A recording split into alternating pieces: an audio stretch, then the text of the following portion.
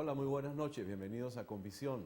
Nuestro invitado en el día de hoy es Emilio Figueredo. Emilio Figueredo es director, editor de la página web más antigua del país, ya con 18 años en la red. Se trata de analytica.com. Pero Emilio es un experto, bueno, como todos los periodistas, en todos los temas. Pero específicamente, quizás su campo de acción, donde su zona confortable sea la de la política internacional.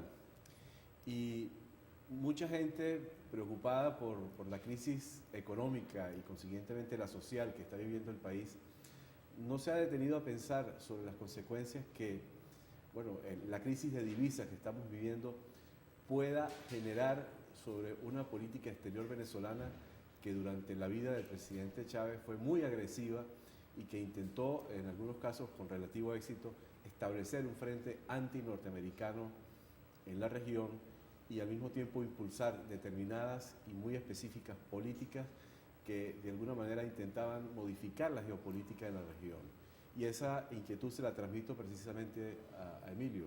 ¿Hasta qué punto crees tú que la crisis económica, porque todo se basa sobre todo en la chequera venezolana, puede modificar esta tendencia que se venía registrando prácticamente desde enero, febrero del año 98? Efectivamente, las circunstancias han cambiado y han cambiado dramáticamente, no solamente en cuanto a la desaparición del presidente Chávez, que tuvo la fortuna, la suerte de tener una fase expansiva de ingreso petrolero que le permitió, poder intentar y en algunos casos realizar una serie de alianzas continentales. Sin embargo, son muy pocos, por decir casi ninguno, los que han seguido el modelo económico básicamente que fue diseñado por Giordani y que fue aceptado por Chávez, porque vemos en América Latina,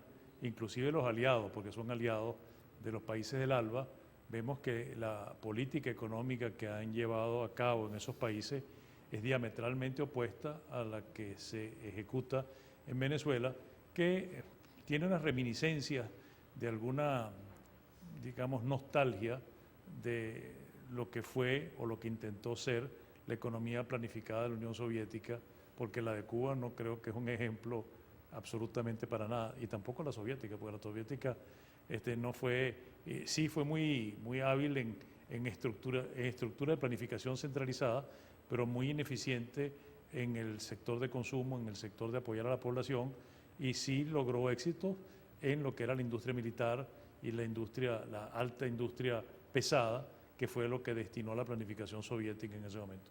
Vemos, por ejemplo, ejemplos específicos. En el caso del Ecuador, hace un par de semanas, muy discretamente, como hace un aliado inteligente, le dijo en dos palabras: mire, lo que está equivocado con ustedes es la política económica. En el Ecuador, para los que no lo saben, la moneda de curso legal es el dólar. La inflación del Ecuador es la inflación de los Estados Unidos, porque si tú estás peg a una moneda... Depende monetariamente de las fluctuaciones que tenga y son fluctuaciones muy de 2%, 1,5%, 2% en eso. En el caso de Bolivia, a pesar del discurso, la política ha sido totalmente distinta. No hemos visto esas expropiaciones, hemos visto una convivencia, a pesar de que ha habido pugnacidad con los sectores privados. Y a título de ejemplo, tú vas a Santa Cruz o vas a cualquier parte en Bolivia y no existe tal cosa como un mercado paralelo, mercado negro. Tú puedes ir a un cajero y en el cajero tú sacas o bolivianos o dólares. O sea, no hay control cambiario en ninguno de esos No países. solamente eso, sino que tú puedes ir a un cajero automático y entonces él te pregunta la opción, como en otros países: ¿quiere bolivianos o quiere dólares? Y en el caso de Nicaragua es todavía mucho más descarado. Nicaragua es parte del Acuerdo de Libre Comercio con los Estados Unidos, como los países centroamericanos. Nicaragua no tiene relaciones con China comunista porque tiene una relación privilegiada con Taiwán. Entonces, esa mezcolanza estaba basada justamente en una capacidad de dádiva del gobierno venezolano que parecía infinita. Mientras los precios del petróleo subían, mientras la producción se mantenía a un nivel relativamente elevado, era el país de jauja. Emilio, quisiera interrumpirte porque no citaste un caso que quizás sea la excepción que confirma la regla, que es Argentina. Sí, bueno, por Argentina justamente es un país que está presentando problemas tan parecidos como los nuestros, inclusive la crisis, no solamente la crisis económica, sino el ejercicio que Venezuela está copiando ahora de falsificar las cuentas fiscales y los indicadores de inflación para evitar justamente el PEG que tienen a la inflación, la deuda que tienen ellos.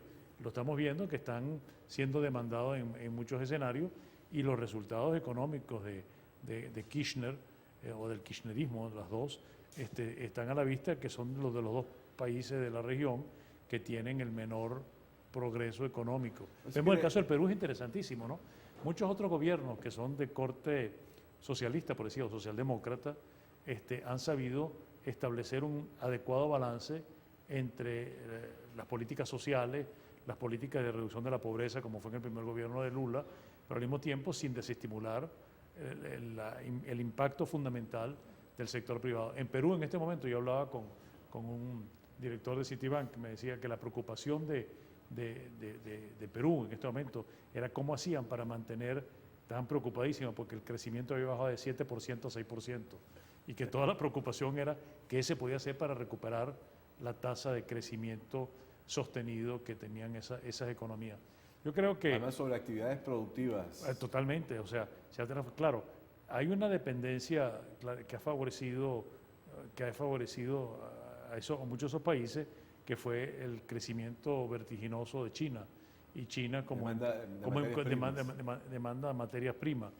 Pero algunos de esos países ya se están exportando cosas que no son solamente materia prima. Por cierto, no te has referido al caso brasileño, que resulta muy curioso, porque bueno, allá se creó una suerte de mito según el cual 30 millones de personas se habían movido desde las clases...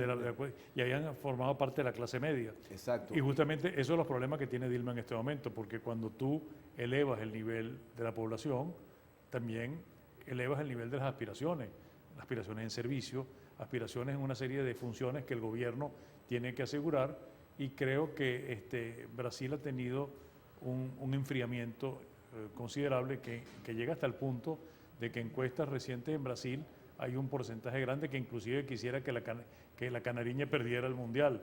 Quizás se ha calmado ahora que arrancó, pero la protesta contra el ejercicio fiscal, que significó una erogación de 11.000 millones de dólares para preparar las infraestructuras para el Mundial, mientras que existe un problema gravísimo a nivel de aeropuerto, a nivel de carretera, a nivel de servicio, unido a eso a una inmensa corrupción del PT, del Partido Trabajista. O sea, sí hubo entonces un esfuerzo... sí hubo, en el gobierno de Lula hubo un esfuerzo... concretado en hechos en cuanto al ascenso de las clases necesitadas desde el punto de vista de sus ingresos. Claro, pero hubo una diferencia con Venezuela, que lo que ellos aspiraban era convertirlo en clase media, o sea, que es lo mismo que están haciendo los chinos, ¿no?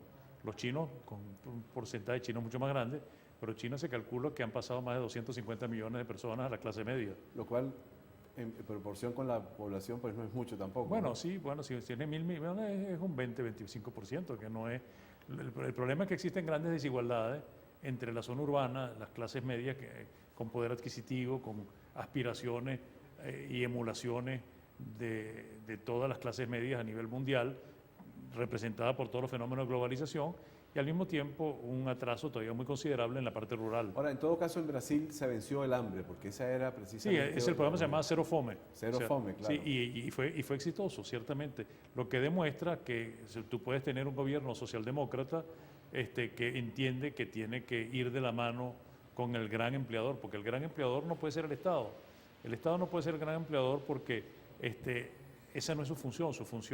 Su función es preservar, digamos, las condiciones básicas de calidad de vida de los ciudadanos, controlar los intentos especulativos, ser un árbitro y una persona que fomenta o que controla los desequilibrios de la economía. Y lo que han hecho esta gente es, no sé de dónde sacaron eso. Por cierto, que Giordani hablaba de un doctorado.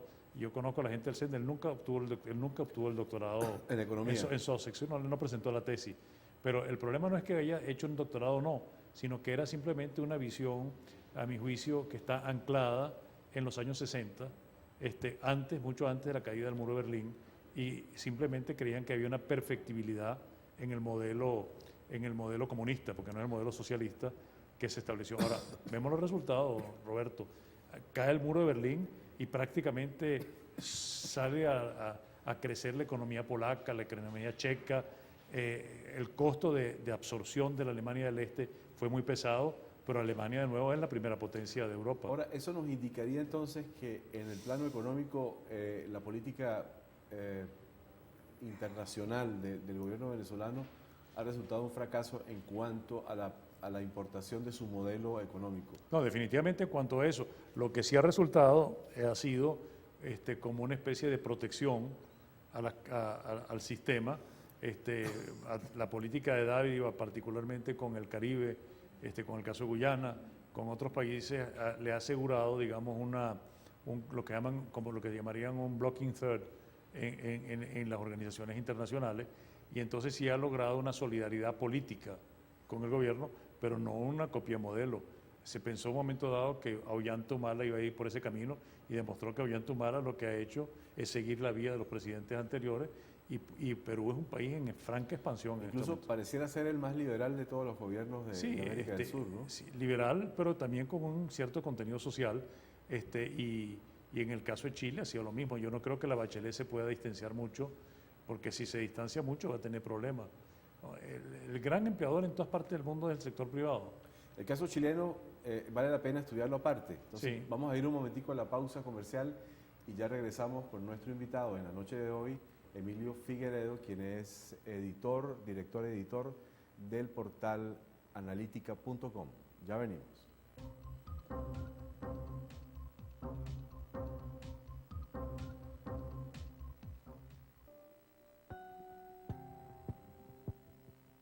La empresa no se hace responsable por las opiniones e informaciones transmitidas en este espacio.